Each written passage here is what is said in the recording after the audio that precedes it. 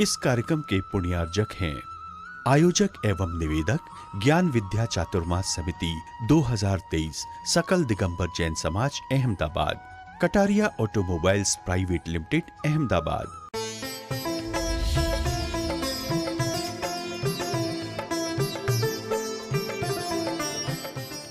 अगर विशेष कुछ हासिल करना है तो जोखिम तो उठाना पड़ेगा। बिना जोखिम उठाए तुम्हें विशेष लक्ष्य की प्राप्ति नहीं हो सकती। जो भी आज तक सिद्धत्व को प्राप्त हुए हैं, परम शुद्ध दशा को प्राप्त हुए हैं, उन्होंने बहुत जोखिम उठाया है।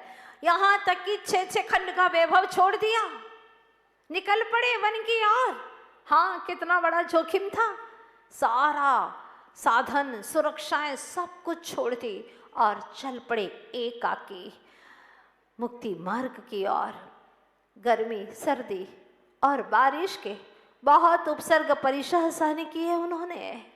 तब कहीं कर्मों को क्षय करके सिद्धालय को प्राप्त कर चुके।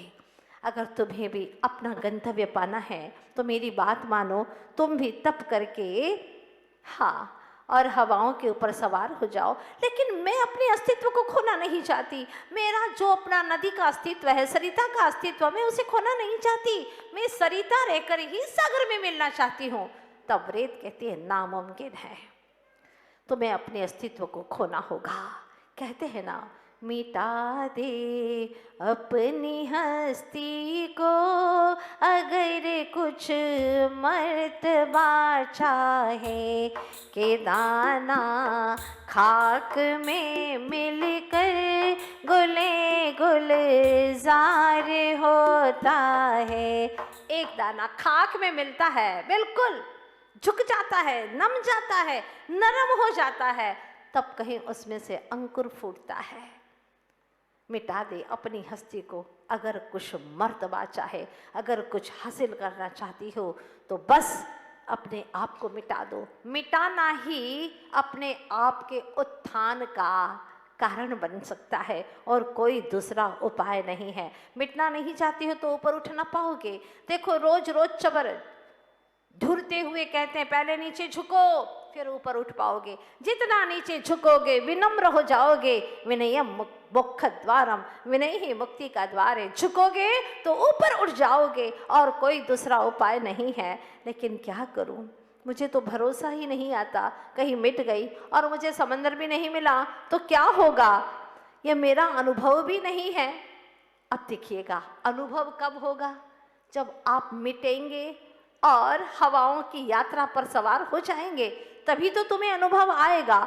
तो वह कहती है कि मिटने की मेरी हिम्मत नहीं है, क्योंकि मुझे तो कुछ अनुभव है ही नहीं। क्या पता मेरा जीवन बचेगा या नहीं, मैं समंदर में मिल भी पाऊंगी या नहीं मिल पाऊंगी। मेरा तो अनुभव कुछ है नहीं, तो मैं कैसे मानूं? तब वह रेत कहती है, या तो अनुभव हो तो मानना आ जाता है, या फिर मान ना हो तो मानना हो जाता और अनुभव की यात्रा शुरू हो जाती है। इसलिए निकल पड़ो तुम। अब वह नदी सरिता पतली सी, उसके कहने पर तप करके वाष्प बनने की यात्रा पर निकल पड़ती है।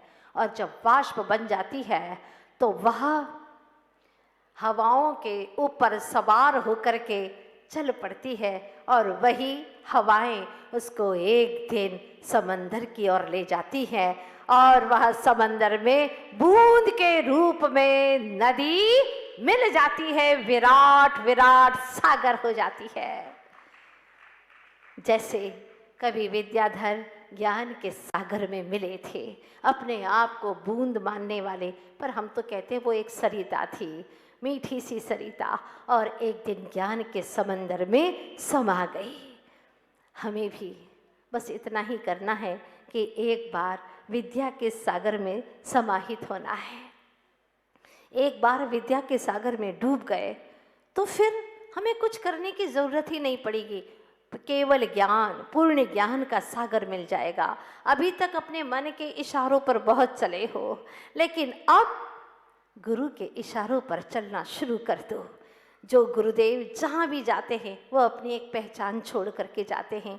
वर्षों पूर्व यहाँ पर गुरुदेव के चरण पड़े थे, आज भी उनके निशान इस अहमदाबाद की पावन धरा पर है। कहते हैं ना, जख्म भरते हैं निशान छोड़ जाते हैं, जख्म भरते हैं निशान छोड़ जाते हैं।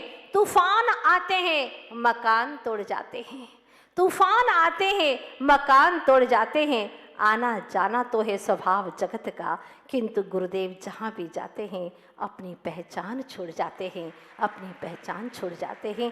ऐसे हैं गुरुवर जो कि अंगुली पकड़ कर के हमें चलना सिखाते हैं, या यूँ कह दें कि दिशा सूचक यंत्र की भांति है, वह माइलस्टोन की भांति है, वह एक ड्राइवर की भांति है जो हमें दिशा निर्देशन देते हुए मोक्ष के मार्ग की ओर आगे बढ़ाते हैं। तो आप सभी से मेरी ये गुजारिश है कि नदी की कोई आशा नहीं होती, नदी की कोई और आशा नहीं होती, सिर्फ एक ही भावना होती है, एक ही समर्पण की बात होती है, वह सागर से मिलना चाहती है। नदी की कोई आशा नहीं होती और लहरों से उसकी कोई दिलासा नहीं होती, लहरों की तट से भी कोई दिलासा नहीं होती। चुपके से समा जाना विद्या के समंदर में, क्योंकि समर्पण की कोई भाषा नहीं होती, समर्पण की कोई भाषा नहीं होती।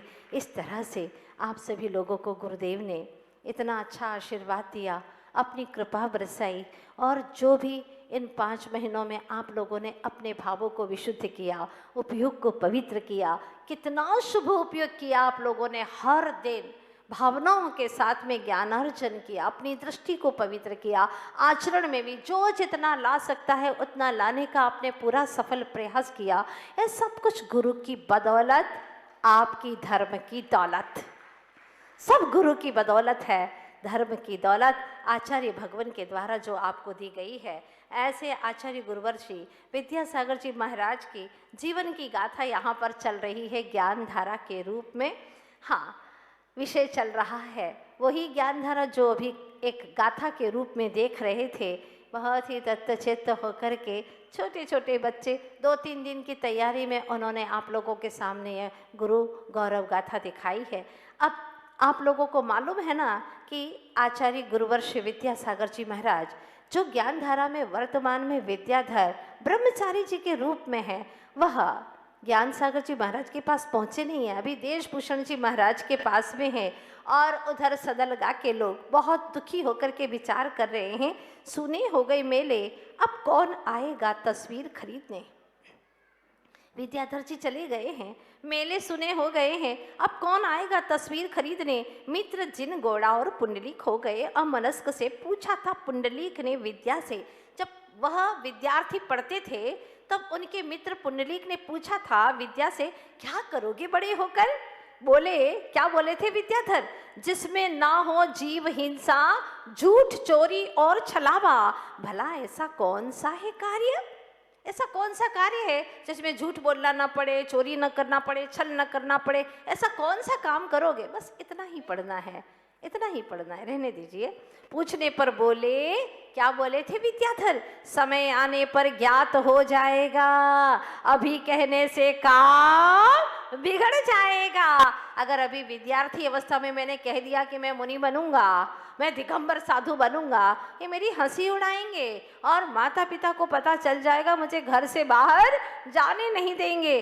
तो क्या कहा, समय आने पर ज्ञात हो जाएगा, अभी कहने से काम बिगड़ जाएगा। सुनते ही बोला था तपाक से हंसते हंसते पुंडलीक, रहेगा इतना दयालु तू तो नंगा रहेगा सदा तू। मित्र ने क्या कहा था हंसते हंसते, ऐसा दयालु रहेगा ना तो कोई बिजनेस नहीं कर पाएगा, नंगा ही रहेगा तू। मित्र होने के नाते बोल गया हास्य में शब्द दो, मगर वो जानता कहाँ था कि यह अभिशाप भी बन जाएगा, वरदान हो जाएगा नग्न सम्राट संतों का सरताज। उसे मालूम नहीं था कि ये संतों का सरताज एक दिन बन जाएगा। और हाँ, कल ही के दिन शरद पूर्णिमा के दिन जन्म लेकर के जिन्होंने अपने जन्म के इस पावन इतिहास को परम निर्वाण की ओर बदलने के लिए स्वर्णाक्षरों में अपने जीवन के पृष्ठों पर लिख दिया। कुछ ऐसे सदाचरण के शब्द के मोती जिनके पीछे पीछे आज भी कई संत साधु चल रहे हैं और सदियां भी इसे मुड़ मुड़ कर देखी। और आप बहुत सारे संस्मरण भी सुनना चाहते हैं। संस्मरण पूरे 5वें खंड में बहुत अद्भुत संस्मरण हैं जो जीवन में घटित हुए हैं, वो आपको सुनने को मिलेंगे। लगे रहिएगा ऐसे ही। आज समझ में आया उसकी बातों का राज। खेत जाने से कतराता था, नौकर द्वारा पौधों पर दवा छिड़कने पर मन उसका रो पड़ता था, क्योंकि इतने दयालु थे कि उनका मन बिल्कुल कोई जीव मरते हुए देख नहीं सकते थे, दवा तो छिड़कने ही नहीं देते थे। रहस्य इसका अब खुल गया है। खान में हीरा पड़ा था, अब दिख गया है। अब सबको मित्र को याद आ रही है रह रह करके कि वो ऐसा क्यों करता था, जीवों को मारने नहीं देता, कीटनाशक दवाइयाँ छिड़कने नहीं देता था, कभी हम चलते तो घास पर भी पैर रखने नहीं देता था।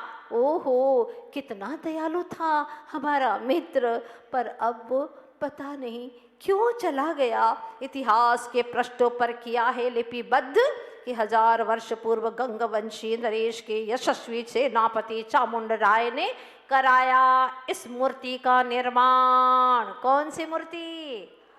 गौमुटेश्वर बाहुबली भगवान की। दुनिया का 8वां आश्चर्य, जिन संस्कृति का गौरव, कामदेव बाहुबली का अनुपम सौंदर्य, 57 फुट ऊंची प्रतिमा, श्रवणों की गौरव गरिमा दर्शाने वाली, गाने को इसकी महिमा, 12 वर्ष में होना है महामस्त का अभिषेक। दूर दूर से आएंगे लाखों श्रावक, श्रवण संघ अनेक, आचार्य संघ का जाना हो गया तय। कहाँ पर? श्रवण बेलगोला, मतलब अब सदलगा के पास में आने वाले हैं। हाँ, आप बताइए ना सभी श्रोतागण कि वह विद्याधर जी ब्रह्मचारी जी क्या सदलगा में आएंगे? घर छोड़ करके गए हैं तब से, क्या आएंगे? क्या कहता है आपका मन? आपका मोही मन तो कहेगा एक बार आ जाए और माँ को पिता को दिलासा दे जाए। भाभी जीवों, संयोग बदलने से हमारा सुख दुख नहीं बदलता, काल बदलने से हमारा सुख दुख नहीं बदलता।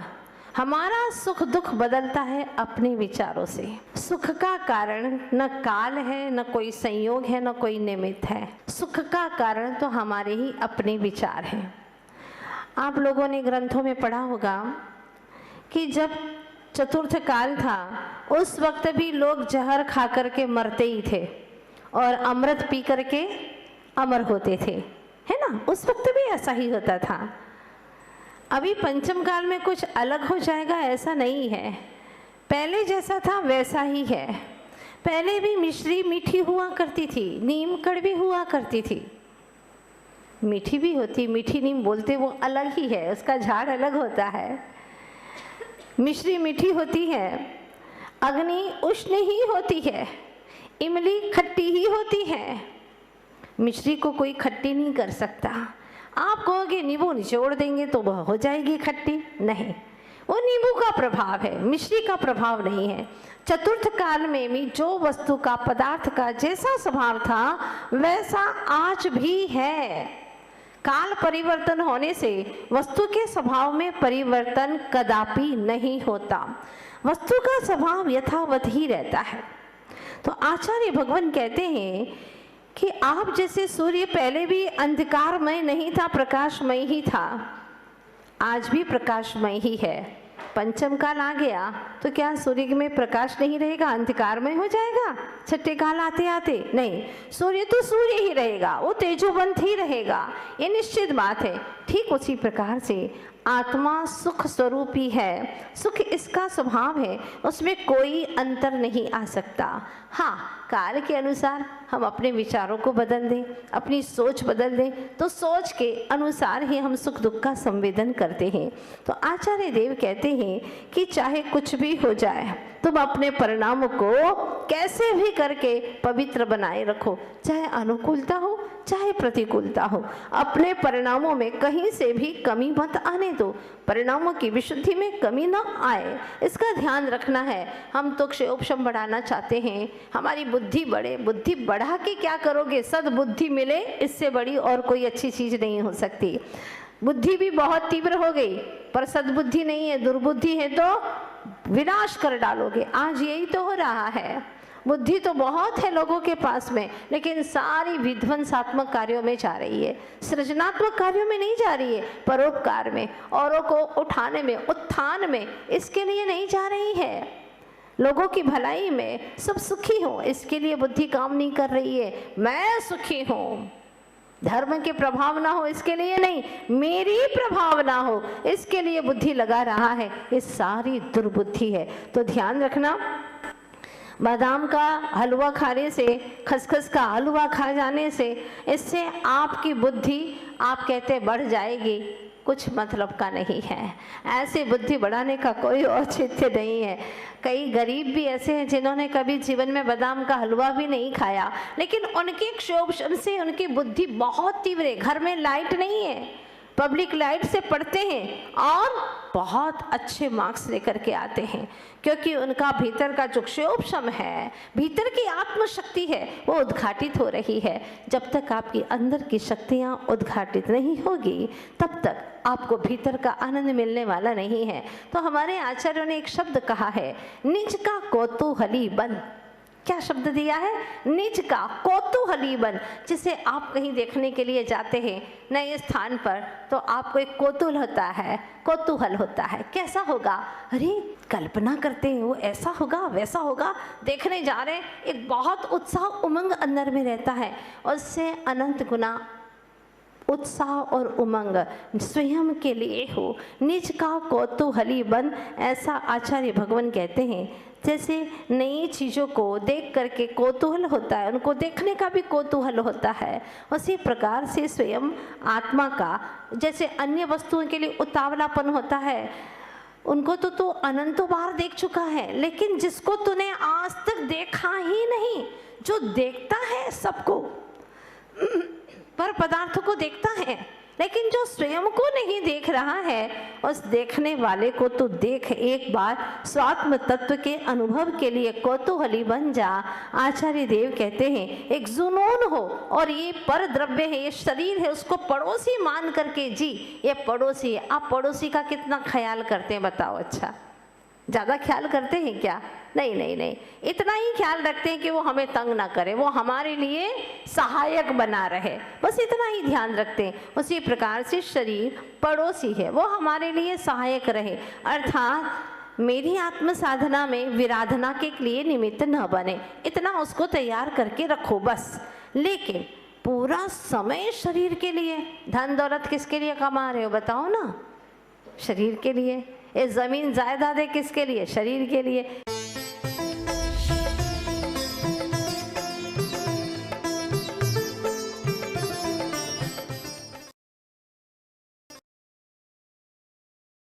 एवं निवेदक ज्ञान विद्या चातुर्मास समिति 2023 सकल दिगंबर जैन समाज अहमदाबाद। Kataria automobiles private